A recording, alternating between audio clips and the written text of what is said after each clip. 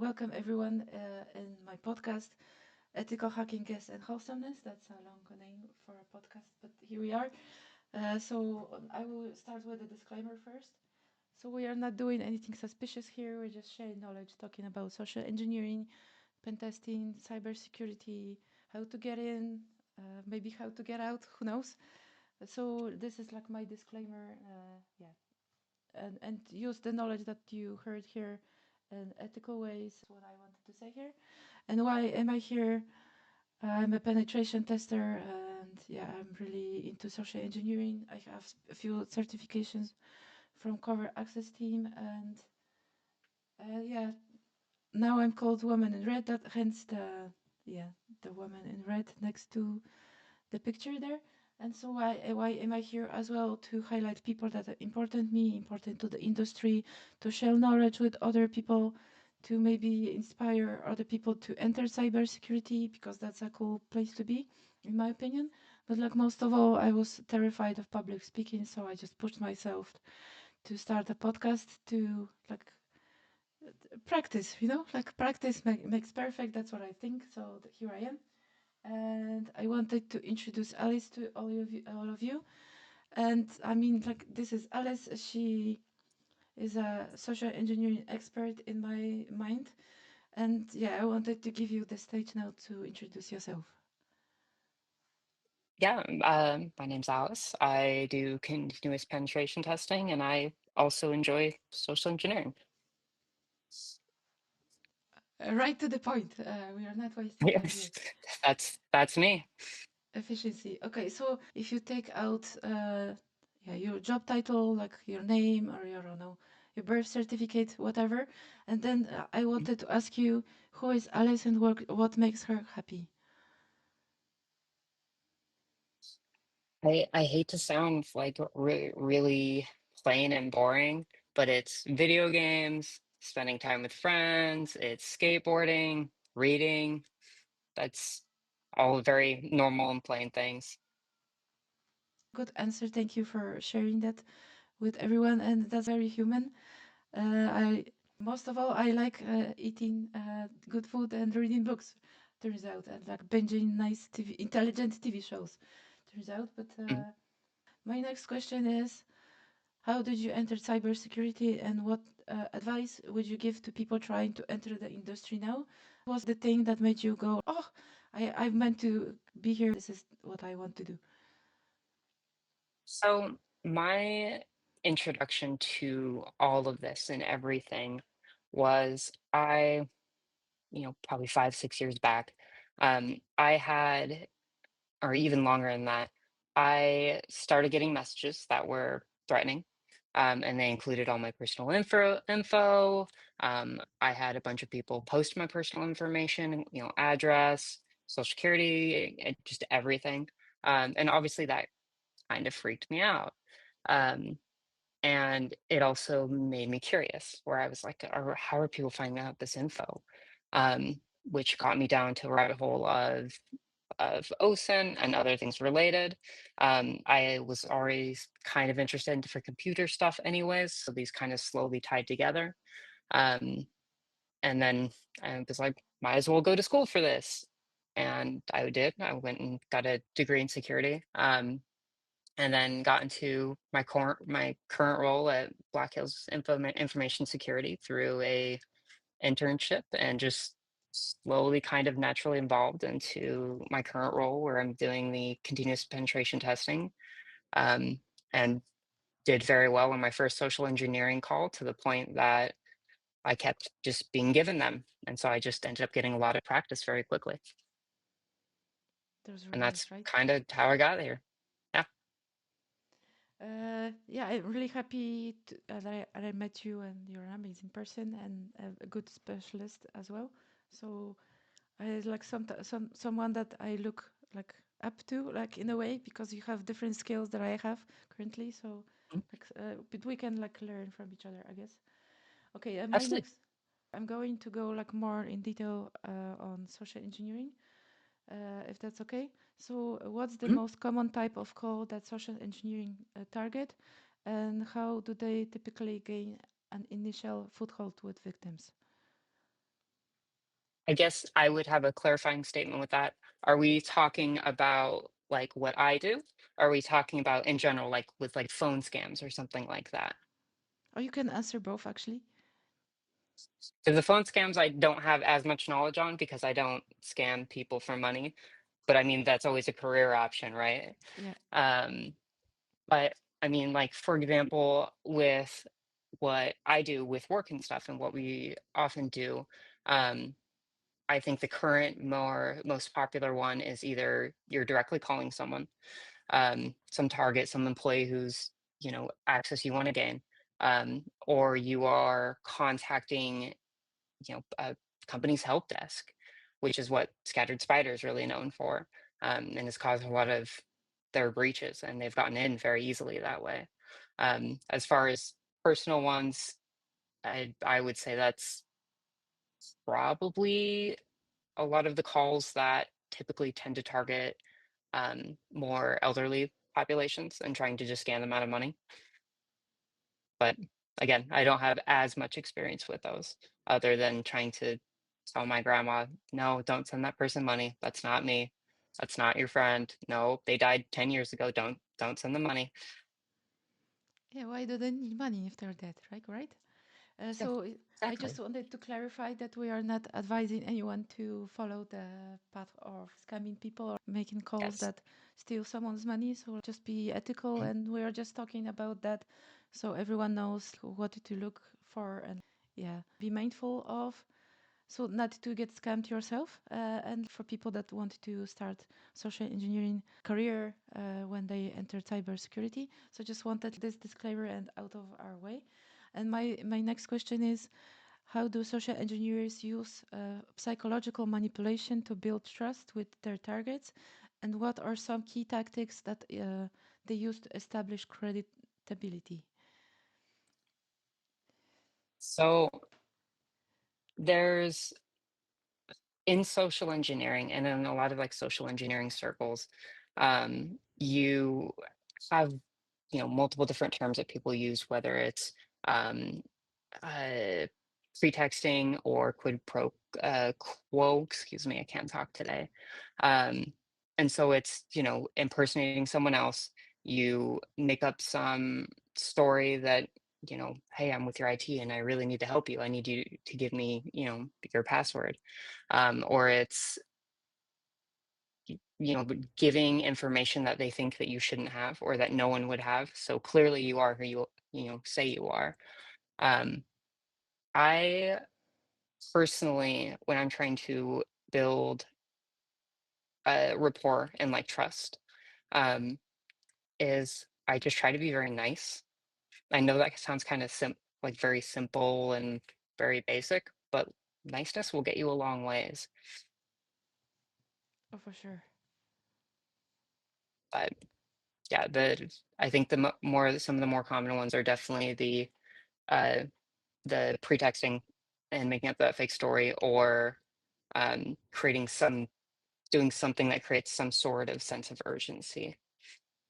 So, what do you think about how men, especially, react to like overly emotional women on a social engineering engagement or call like that? I I would say usually it's in my experience has been kind of dismissive, which often it's a yeah, sure, whatever, just doesn't really want to deal with people. Um, and like I definitely have played into that because how I will talk to people and how I will act will definitely be very different if I'm talking to a man or a woman. And especially if I'm talking to a man who's very clearly kind of dismissive of me.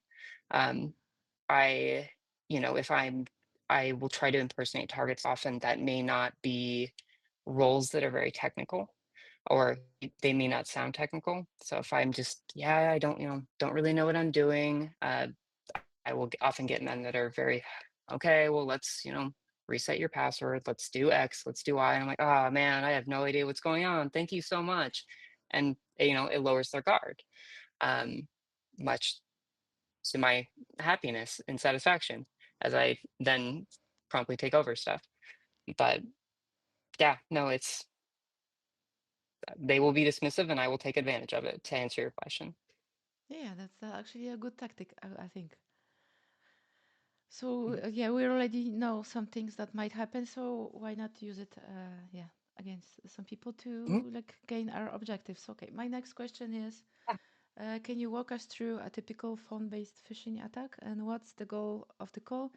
How does the attacker attempt to achieve it? Yeah.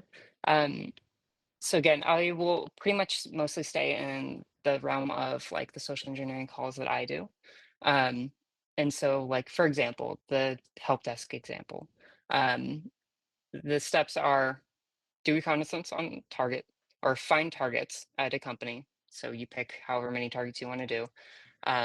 Do reconnaissance on the company because you have to figure out do you get in contact with the help desk through a phone number? Do you get in contact through an email? How do you find that? There's so many ways to find that information. You have to call them because you have to know what questions they're going to ask.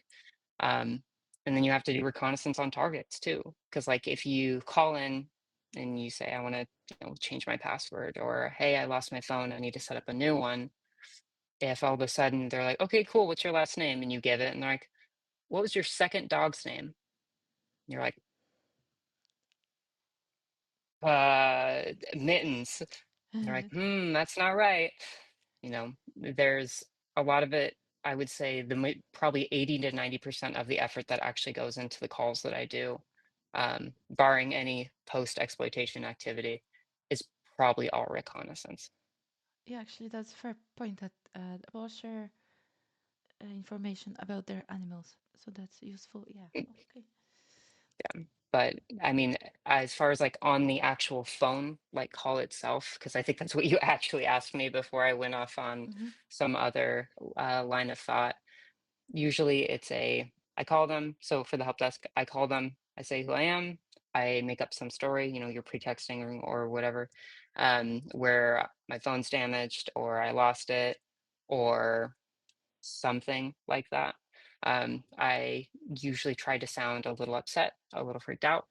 um, if I'm again talking to someone who sounds more empathetic, and who clearly you know is experienced in what they're doing on the help desk or experienced talking to people, um, I will try to lean into that a little bit more.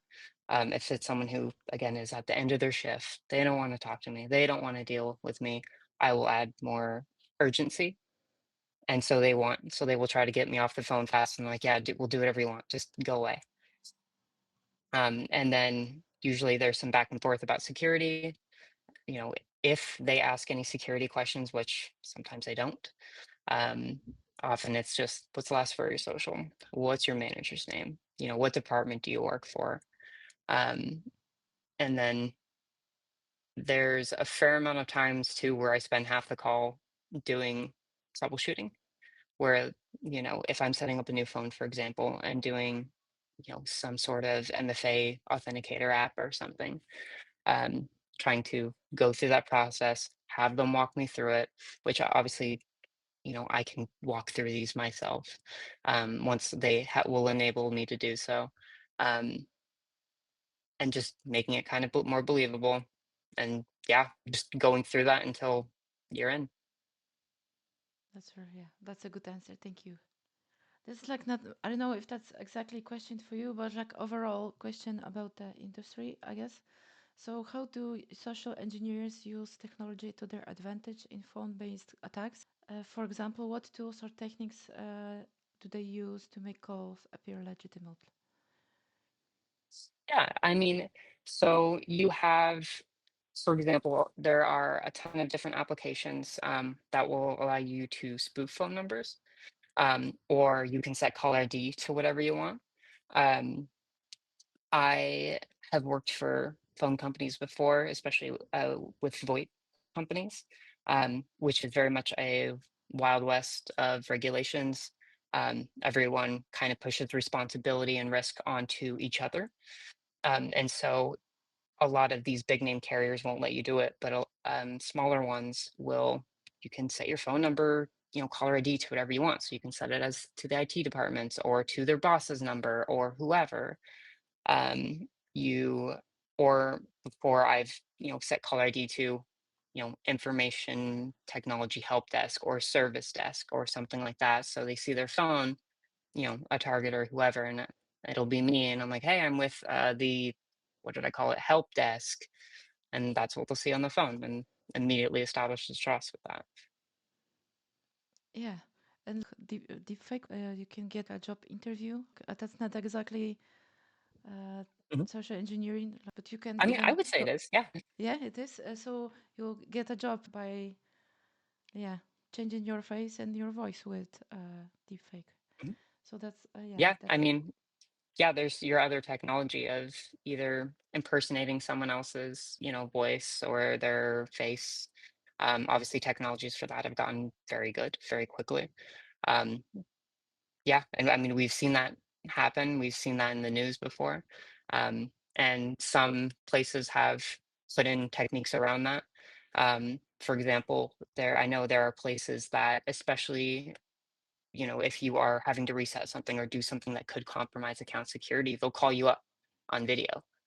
Um, and you have to appear on video, and may make you say a few things or hold up with something with today's date or something, so that way if you are, doing a fake face or something like that, usually a lot of these can't follow more, advanced movements or impersonate so many things. But yeah, like yes, cat and mouse. yeah, yeah, yeah. And even like I saw like videos of a guy that like, he was wearing a wig and he just pressed one Mhm, button and he was Taylor Swift, and that was mind blowing in mhm. a way. So, okay, like you already answered that question partially, but I just wanted to get back because I think that's perhaps the most important part of the whole engagement. I wanted to ask about reconnaissance. So, how do Mhm. attackers gather information for potential targets? What techniques or tools, in your opinion, do they use, or what do you use? And what role does research and reconnaissance play in successful phone-based attack? So with I would say the when you're targeting companies or people in companies, um, like you said, I kind of mentioned it earlier. There's the two main parts. It's the targeting of people and then the targeting of the company, right? And with the company, like I said, I kind of already covered that as far as like who are you going to contact, how are you going to contact them, um, maybe figuring out how departments are laid out. Is IT everything tech related? Is it only, a support desk? Uh, is their HR split up into different things? Um, and then you have, you know, like you said, your individual reconnaissance. Like if you're trying to find targets at a company of who to pick, I think and I would say probably most threat actors use LinkedIn or something similar. There's also a lot of companies will have pages where they just list employees, whether and often this is like the board of directors or the leadership, presidents, VPs, C suites. There's also often employee directories. Like uh, there's, of course, I can't remember it off the top of my head. There's a lot of different particular industries that have just giant phone books on their pages saying, look at all the professionals we have. Here's all their Yeah. contact information. Yeah, with Here's the face. pictures. Yeah, yeah, yeah. Yeah, yeah, exactly. And So, whenever we do those, that's always very easy or makes things easier.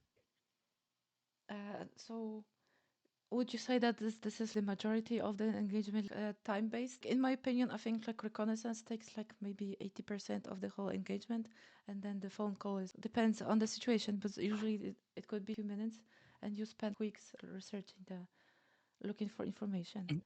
What do you think? Yeah, I am definitely just because of like time prioritization, um, and social engineering. I promise isn't all that I do.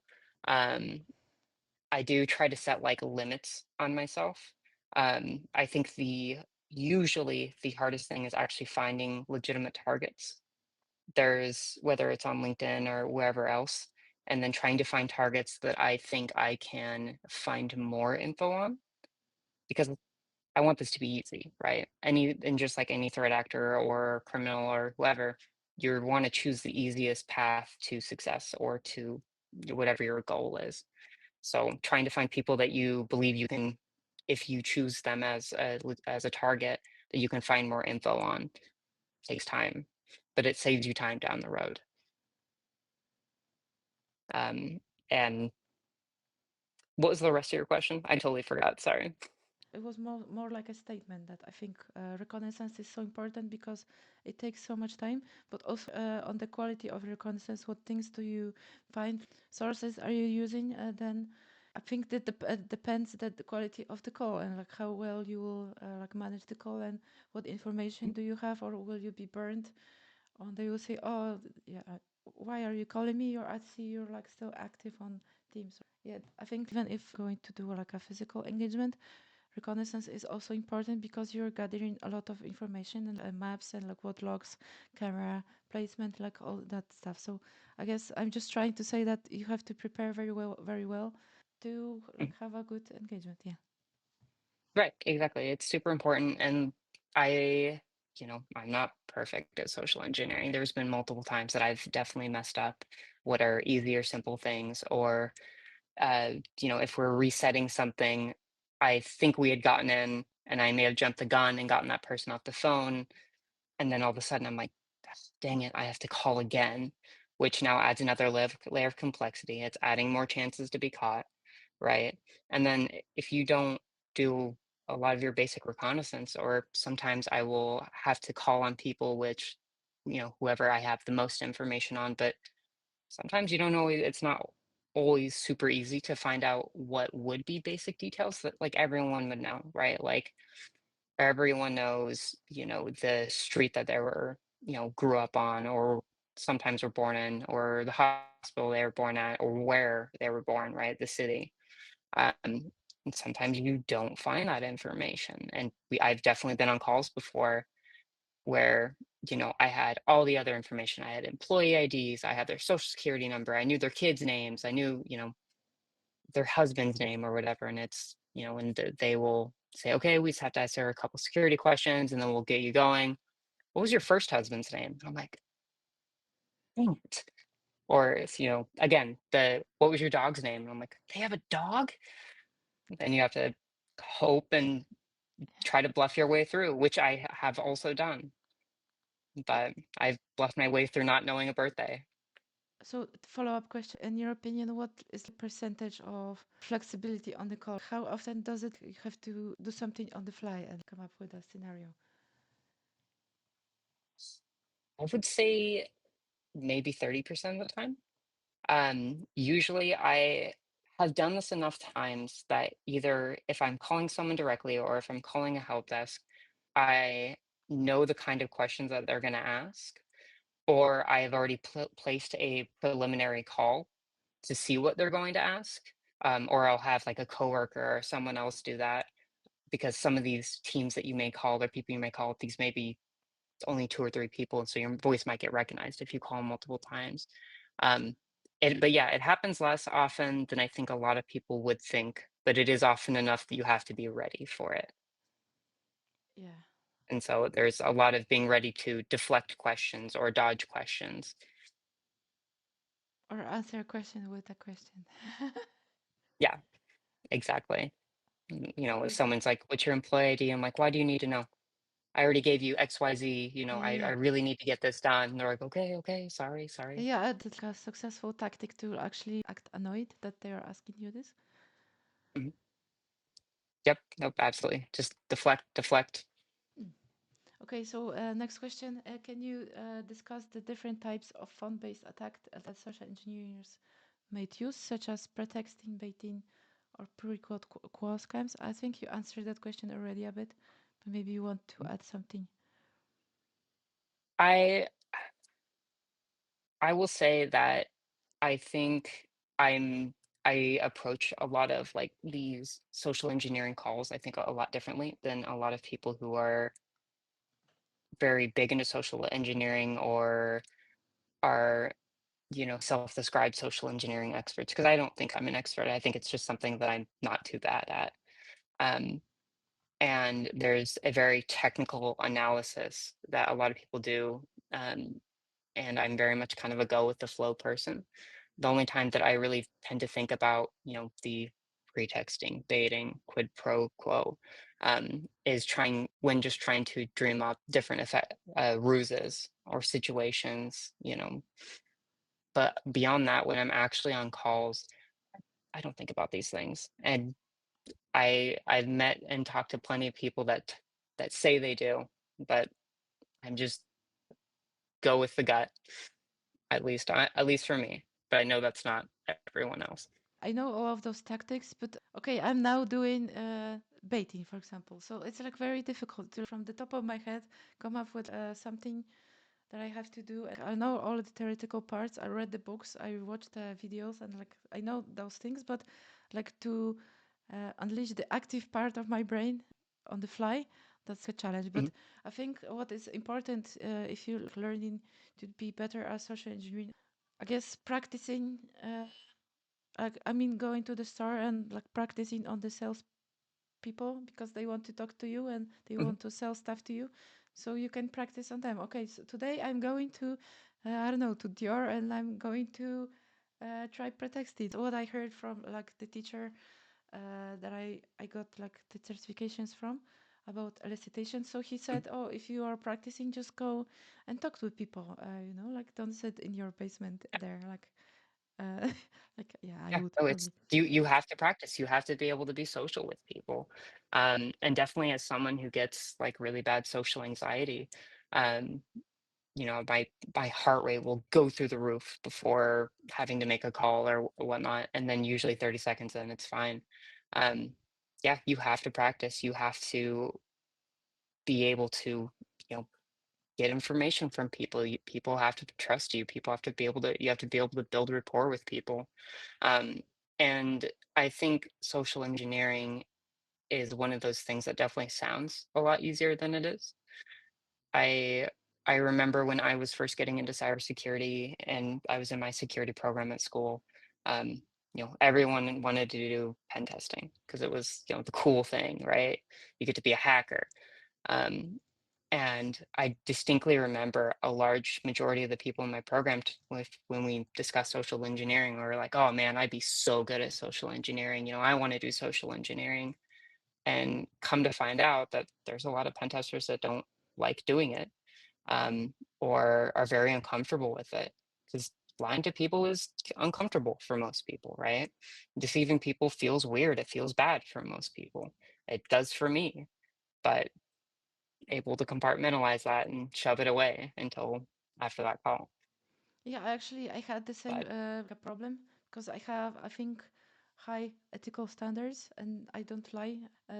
exactly. So I Yeah. don't do those things, and it's like feels very uncomfortable to put myself in. Okay, I'm hurting someone with my actions in that situation. But then, if you think about it, then if you be successful on the engagement, and then they can fix those things, then someone else will not come and not hurt them even more. So Right. I'm helping them. So I'm trying to explain those things to myself in that way. And also I've noticed that I'm when I'm making that call, I'm not Dorota anymore. So it's like I'm in those shoes of that Mhm. person. So that also helps me because I don't think about like ethical conundrums anymore. So I just think, okay, I have the goal here. I have to be successful at that goal, and I want to be good at my job. So here we go, and that's how it goes, I guess. Yeah. No. Exactly. And like this thinking about the ethics of what I'm doing is something that I try to think of fairly often. And often it just pops into my head, whether it's on the call itself or in reconnaissance, for example. If I need to get information on someone, obviously I'm going to go look them up. Um, but there's a balance, right? I definitely have had people where, I'm trying to find their birth date and I find some old blog they used to have or something. And I'm like, oh, maybe one of these they talk about it's their birthday or something. And I've definitely accidentally come across very sensitive things where people have talked about things in their lives that have happened or deeply personal things. And like, I don't need this. I don't want to see this. This isn't pertinent to the call. And I want to respect other people's privacy. And you immediately shunt it away. Don't record it. I don't. do anything with it. So I do try to be very mindful of that when doing recon, right? And it's the same thing when I'm on calls. Overall, I frame it in my head as kind of like you said, we're doing good overall. Even if this person doesn't feel great about what the call is, I know that if I worked on help desks for many years. So I know how the, flow works for all these. And I know if I had fallen for one of these type of calls that, like someone like me had called me and I'd fallen for it, I'd be embarrassed. I'd be very, I'd feel kind of humiliated. And I think it's very important to be careful with that and be gentle with people. Um, we, especially at Black Hills, are very big on, if we do get in or you do have someone that this happens to, you know, this person will probably never fall for one of those again. This is now one of your most secure employees, right? And to be good at them. Um, and so it's one of the other reasons that I talk about always trying to be very nice. I Even if I'm putting pressure on a situation or I am, trying to incite some hurriness, like, oh God, I really need to get this done. I really need to get this report out. I really need to get into my account. I try very hard to make sure that the interaction is always pleasant. I don't want someone getting off the call and being like, God, that person was a jerk, referring to me, and then have their boss message them an hour later saying, hey, you just let someone get into the company. By the way, this is your fault. You know, I I want it to be a good thing, and so that way, when and if they are approached about something, or they have to go through some coaching or teaching or whatever for their team or for their company, it's as least bad as possible. I want it to be good. I want the association with the security, with the learning, to be a positive association, not a negative one. You Anyways, know, rant yeah, over. yeah. Because now I'm thinking, like, putting myself in the shoes of that person. That what must, maybe I shouldn't think about that, but like I was starting to think, like, what must go through the mind of a person that finds out, okay, I've just gave them information and I shouldn't have, and that was an engagement, and they were so nice to me, and like, what's wrong with me? Like, I'm too nice to Yeah, people, like, that. So I guess, in a way, that might be like a lesson. I hope that, if people are in, like kind of like the target of the engagement, then don't like stop trusting people, like, overall. But, like, yeah, I just hope. Yeah, I'm yeah, thinking of and that. well, and like a lot of these like help desks or service desks are often under a lot of pressure. Um, like for example, any of these call centers that you call into for like larger companies like Verizon or AT&T, their calls are being recorded. They have metrics that they have to meet. If your call is over 2.5 to 3 minutes, they might get in trouble for it. Their bathroom breaks are timed. Um, and I know this because I've worked for these companies before in the past, and it's an awful job. It's a lot of pressure. People treat you poorly.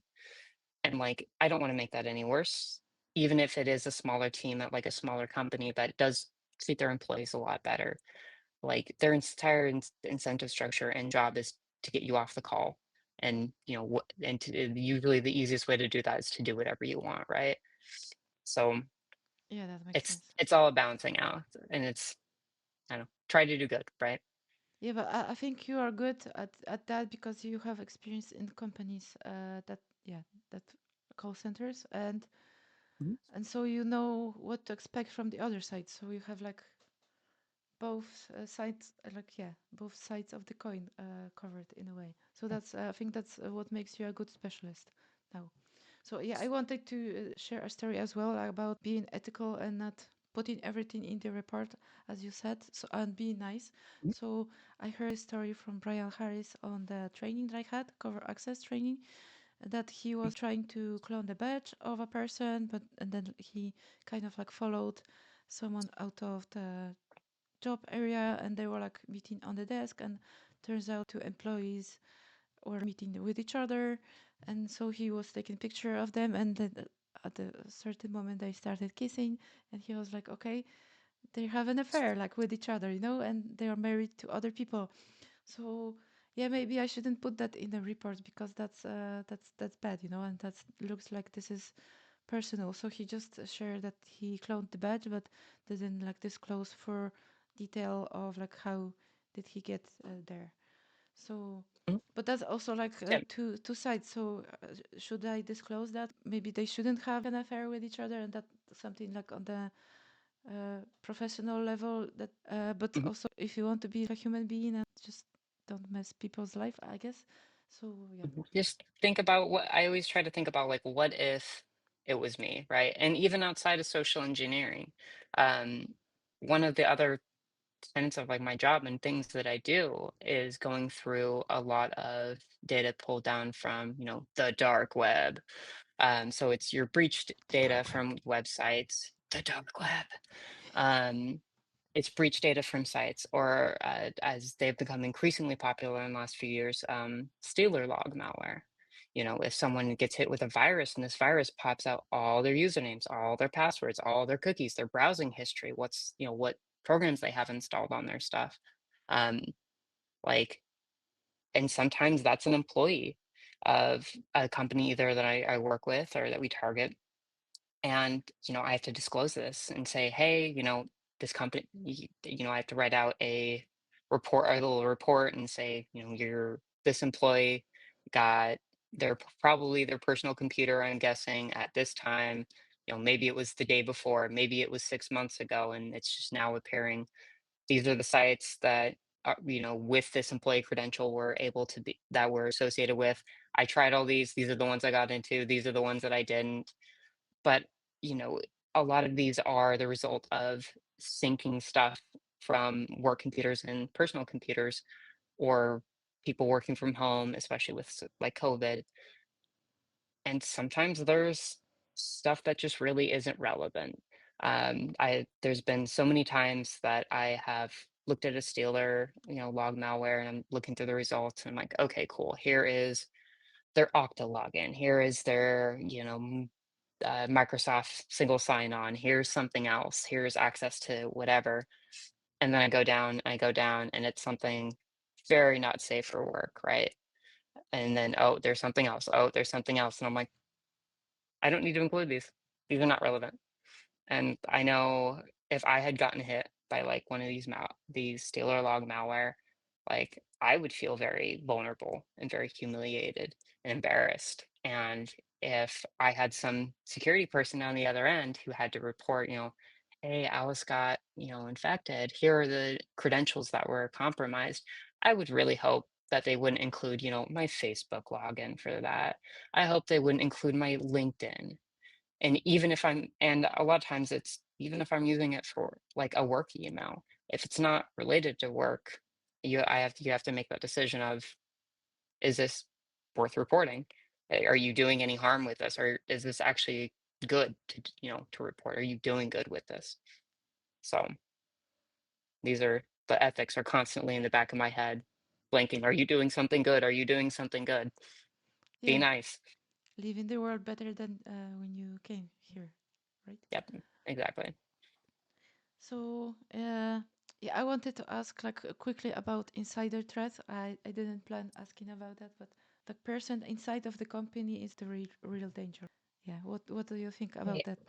I'm I know there are studies that show what the percentage of like cyber attacks start as insider threats. I have no idea what those statistics are off the top of my mind. Um, and I mean, similar thing to what we were just talking about with ethics, right? Like it is good to have internal controls for safeguarding against that. Or, if you have some employee that is in HR or whatnot, and you look at their search history in SharePoint or whatever, and it's like security codes, passwords, or personal secret info, you might want to be like, what is this person doing, you know um but also you don't need to spy on your employees either. So it's balancing. It's good to be aware of them, try to have controls in place to mitigate them as much as possible, but you can't be everywhere. You can't cover everything 100% of the time. All you can do is your best and have security in depth. Yeah, that's actually a fair point because like I'm trying to wrap my head around if I were a CEO, I have my company, put my blood, sweat, and tears into building it, and then I hire people, and I do really want to trust people, but then someone could pretend to be someone else and steal important things from my research and development department, and now uh, other company or maybe a different country has like the plans for a jet or something that I paid like months or years into researching and building. Mhm. So yeah, that's like really scary stuff. So on the first hand, I bet all of CEOs have those problems. Like, yeah, I really want to trust my people. I want them to do their job, and that's when they work best without me micromanaging them. And I actually want to focus on my work and not on theirs, and not look on their hands. But on the other side, that's like really scary. If like someone comes, that's actually the person that you shouldn't trust and like should check, but you don't really actually have any processes. No, absolutely. And I will say definitely one of the biggest things that helps with that is treating your employees well.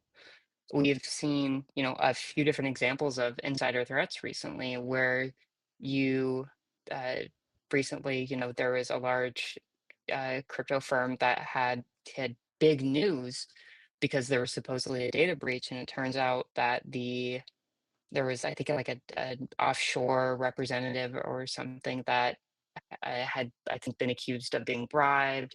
I've seen multiple examples of that in the news. We've There was a recent news article of a guy who had gotten convicted where he had just had a little script running in the background, and I think it was like checking once a week to see if his user was still active. And if it wasn't, it just broke everything in the company because he was expecting to be fired. And he's like, nah, whatever. I hate this company anyways. You guys suck. And he did. And it's his name, which guess what? That was super easy to figure out who said that. But, if people don't feel valued at your company or are presented with large financial opportunities to, if someone is offering you 3 to 4 times what you make in a year to divulge information or to allow access to your job, a lot of people will take that. They will take that deal every single time, right? But if you have people that you treat well and respect and they feel valued, if they're approached with offers like that, or they are considering, like, should I retaliate if my company's mean to me? These they don't consider it. They will turn down those offers at a much higher rate. So, yeah, easy way to mitigate a lot of these is just again, be nice, be good to your employees. Yeah, actually, that's like, yeah, because then the employee will feel, oh, okay, so they pay me that much, but actually, it's not worth of losing my job. And actually, I love it here, and I never had as good as here anywhere else. So it's like in the long term, it's not worth for me because I will have to work in a, yeah, not a great job afterwards, you know. So yeah, yeah, you're right. Uh, okay, my next question is like a bit different. Yeah, barrel and say so. If someone like you call someone and you can hear hesitation or skepticism, what are like your tactics to overcome those? And yeah, If there's hesitation, I have talked before about adding urgency onto calls. Um, again, this report is due. I'm going to be in so much trouble if I don't, get back into my account. I'm very selective about applying that. Usually, when there's hesitation, I will affirm it and say, like, yeah, no, totally. I get hesitancy or whatnot. Or if someone says, I believe who you think who you say you are, but we do have a security process that we have to follow. I I'm just affirmative. I say, oh, I totally understand. I totally get it. Especially if I'm targeting a company and I call them, I can answer 2 out of the 3 questions that they need, right? And I can't answer the third one. I'm not gonna all of a sudden be very mean and angry and say, oh, well, you have to let me in. I again need to get a report out or whatever. I will disengage. I will just say, okay, cool. Well, hey, I will just come in on Monday, get, help from your department. What was your name again? What was the ticket number? And then I will call back as someone else, or I'll get someone else to call back as a different target. I just try to do anything I can to avoid raising any sort of suspicion before anything else. Try not to alarm people. Yeah, we don't want red flags. Yeah. Yeah, But the hesitancy is, if you're nice, people will respond in kind. And if you say, "Oh, totally, I understand," like security policies, don't want to get hacked, right? yeah. That's I think that's a good tactic, and yeah, thank you for sharing that. And so yeah, we like stories here, so maybe you have some stories for us, or you maybe read something or know something.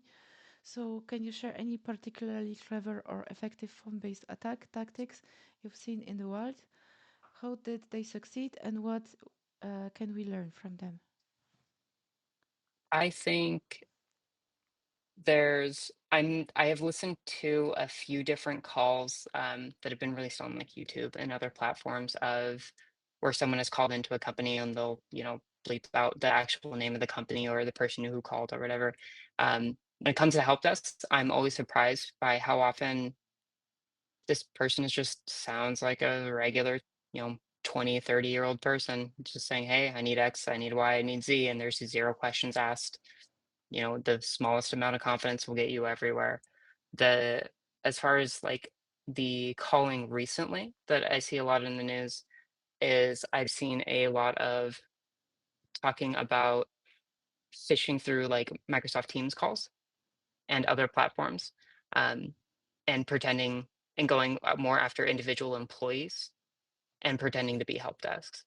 And I think there's a lot of shifting to that right now instead of, again, directly calling help desks, which I think was kind of the bigger thing and is a good thing to still test and to check because it still is often a very easy avenue into a company. But Yeah, especially if someone is new at the company, they are a bit confused, like, oh, are they like they should contact me? Like, if someone talks to me on Teams, I probably mhm, think that, oh, that person works here, right? So sometimes like people don't check those things, I think. mhm, So yeah, it's a clever attack path, I think. it adds legitimacy, right? And this is where some of that recon comes back in. A lot of companies use Zoom for all of their video calling, or they may use what is it? I think it's Cisco WebEx for messaging or for calls. And if you're able to get on those platforms, and these are companies or people that you can message externally from outside whatever company or organization or whatnot, or whatever collective group that they're part of, that immediately adds a ton of legitimacy. If they're calling from, oh, well, this person is calling me on the platform that I message all my coworkers from, not just on a phone. I mean, a random person, wouldn't know that. So clearly, this is someone I should trust. Yeah, that's a fair point. Can you discuss the potential consequence of falling victim to a phone-based attack? What kind of damage could an attacker cause, and how can victims mitigate their losses? Yeah. So obviously this is more towards like personal scams, right? Um, Always be hesitant, fact check what people say. A lot of times I get calls all the time where someone will say, "Hey, I'm with XYZ company, I'm with a doctor or someone, I just need to verify your information real quick. Can you give me, your social security number?" And I'm like, "No. Absolutely not, and these are often actual legitimate doctor's offices or, organizations that like, "Hey, I just need to verify I'm talking to, Alice, can you give me your birthday?" And I'm like, "No, absolutely not, but I will call you right back and, and give you my info because that way I know I'm talking to the correct person." Um, just not giving up info for anyone that calls you directly, I think is the really big one. Um, and as far as mitigating losses, that a lot of times the different ways scammers will get money out of people, whether it's crypto, um, or people transferring stuff from like their savings account or whatnot.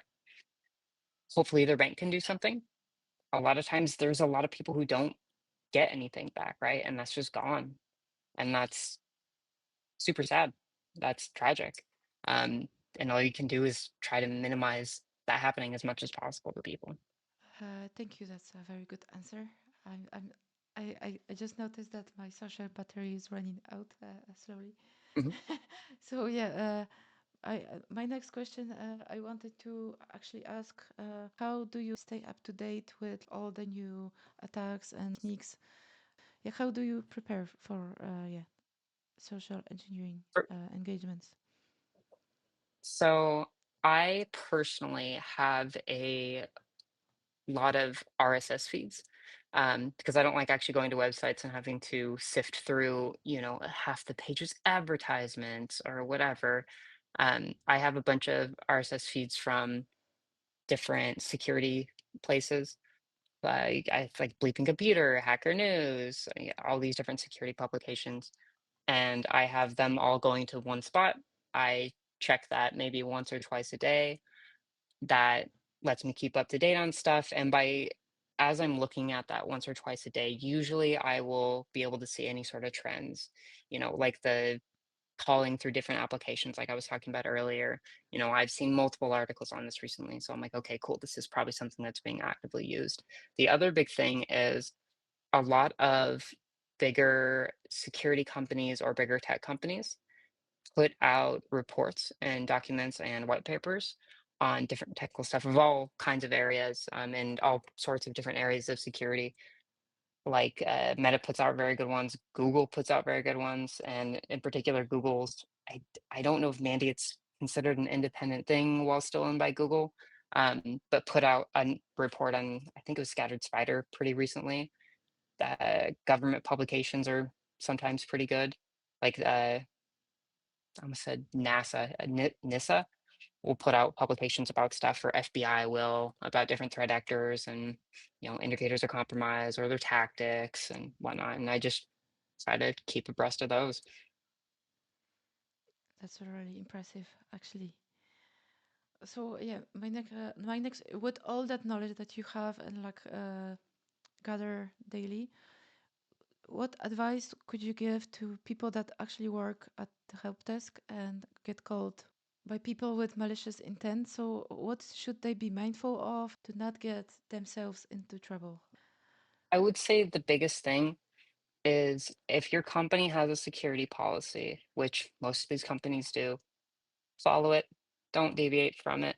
Um, if someone calls in, they say, "Hey, I need to reset my password," and your company doesn't have a security policy or doesn't require any verification, which I have seen multiple times, that's not on that employee. That's a company failing, right? That is the security control failing, and they can't really do anything about that. But if I call into a place and again, they are asking me questions like, "What's your employee ID?" And I'm saying, "I don't know. I don't memorize it." And they're like, "That's okay. Don't worry about it. What's your birthday?" And I'm like, "I don't know. I think it was set wrong. Can you ask me a different question?" They're like, "Well, it's kind of weird, but what's your favorite color?" And I'm like, "Red." And they're like, "Oh, wow. Yeah, that's correct. Here we go." And I'm like, "You ignored all these other things that I actually really do need to answer and should have answered, and I was required to answer, and because I was nice to you, you skipped them." So don't deviate from the policy, I'd say, is the biggest one. And if you're a policy setter, make sure that there are good policies and good controls. That was actually a funny example. Oh, I don't know what's my birthday. I wasn't born yet. Like, what's happening? Yeah. One of my earliest social engineering calls was I was on a call with someone and had gotten callbacks for almost 2 hours. So this was a very, very long call over on a very long, period of time. And this person was very nice to me. I was very nice to them. I kept thanking them for helping me. And eventually I couldn't answer a lot of these questions, or I couldn't verify with the way that they wanted. And they said, "Okay, well, cool. We have this final, system that we can use to verify your identity, and then we can reset stuff." And she said, "All right, what's your birth date?" And I'm like, forgot to grab this for my target. And I'm like, June 6th, 19 something something. And the person gets very quiet and they're like, "You don't know your birthday?" And I'm like, "Listen, I've been here, at this company for 10 years. When I set this these questions. I didn't want someone to be able to look it up because then they could hack me. And the person's like, yeah, that makes sense. Okay, cool. Anyways, I unlocked your account. And again, if policy had been followed, that person would just said, nope, sorry, can't let you in. But because they didn't, and I was very convincing, and they were very nice person, wonderful to work with. But because they didn't follow that policy, we got in, right? And thankfully, it was me and not an actual, nation state actor or a ransomware operator or something like that. Yeah, but if someone says I'm adopted or I'm a refugee, I don't really know my birthday, so Mhm. that might make the other person feel uncomfortable actually, and like not Yeah, push there's through, you know? yeah, absolutely. And unfortunately, you have to follow those. You have to follow the policy.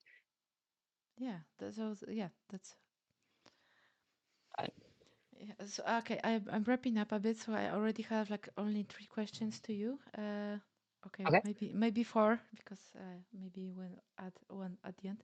So if you could go back in time 10 years and give yourself an advice, what would it be? Security wise or just life advice? Like life advice.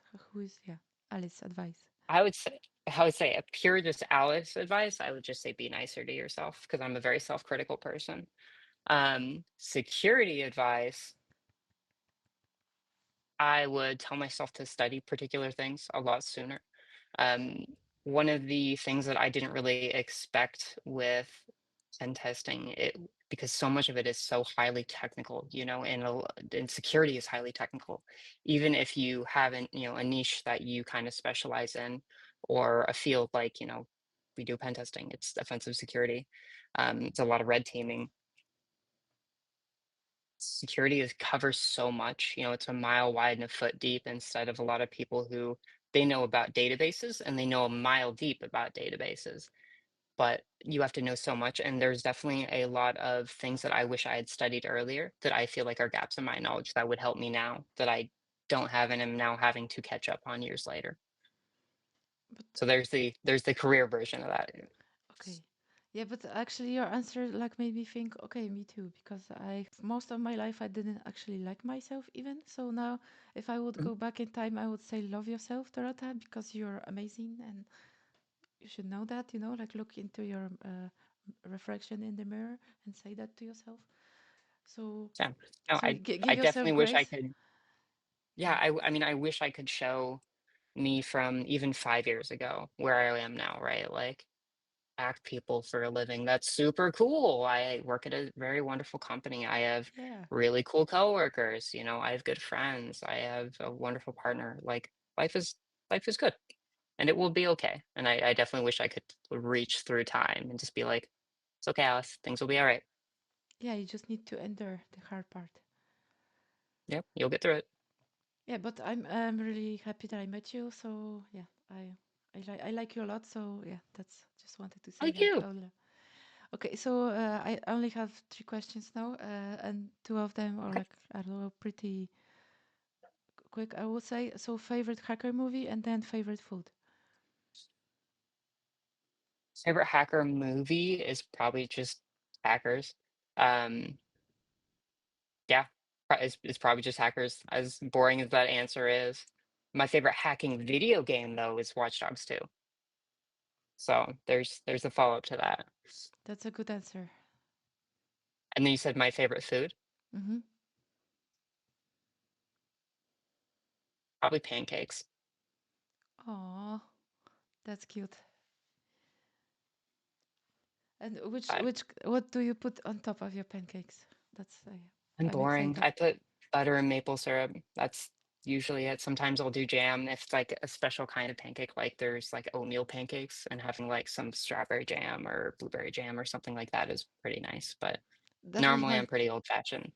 that was my next question. What kind of a jam? Because that would be strawberry for me. But you already answered. So Mm, I guess high yep. five.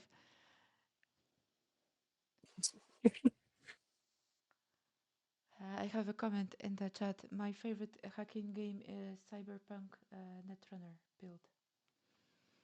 Yeah, that's also my current build in Cyberpunk. I'm also running it around as a netrunner, so that is a good comment. See. So okay, my last question. I don't actually have it on the list, but I started asking it. Do you have a question for me? What's your favorite hacking movie Oh, uh, I would or say favorite hacking video game? You can answer either since I gave you answers to both. yeah, I would say TV show and a movie. So my favorite TV show is Mr. Robot because it got me where I am now. It was like Mhm. when I watched that TV show, I reminded myself who I actually wanted to be when I grew up, when I was still a teenager. And that was like part of the things that put me on the right path to go to where I am right now. So, and my favorite movie is like Matrix. I think I already mentioned. Woman in Red Great is movie. like Hmm. kind of like here as well. So I when I watched it first time, I was like blown away. I was like sitting in the full cinema, and I came back to watch it in the cinema like 10 more times, and I watched that movie maybe 100 of times since then. Like first part, then it's a bit meh for me. Like still good, but the first part is epic. So yeah, Yeah. that's actually a good question. Thank you. I will wrap up now. So if you want to say something at the end, share a story, any message to the world, now is your chance. Uh, Only message is be nice to each other and have a great day. Enjoy your weekend. Yeah, always be kind. I'm going to wrap up now. So I hope to see you guys next week. Thank you, Alice, for coming. I'm really super grateful for you to join me and give us your amazing answers and sharing your knowledge with us. So I appreciate you a lot and see you guys next week. I'm going to wave now and change the screen to yeah. So thank you. Bye. So thank you guys for coming. I just wanted to wave again and see you next week.